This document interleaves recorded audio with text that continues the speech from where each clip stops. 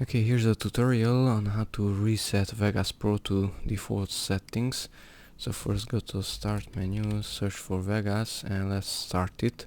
Let's make some modifications. Let's close these windows so that we can clearly see that we made some modifications. Okay, and even go here to options, preferences, video, and let's say increase the amount of memory and turn off GPU acceleration, and okay, and let's restart the program, and it should be in the same setup with Windows turned off and with settings modified. So Windows are turned off here, and here's video, memory is increased, and GPU acceleration is off.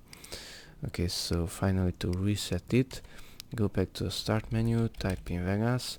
Now hold down the Ctrl and Shift key on the keyboard and then click on the icon.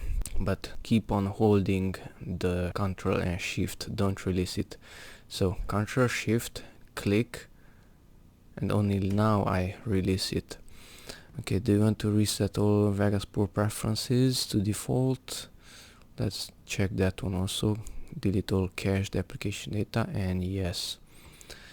Okay, now Vegas Pro is starting and it should be in its original state with Windows opened as it's visible, and here at options, preferences and video, it's back to the original 200 megabytes and GPU acceleration is on.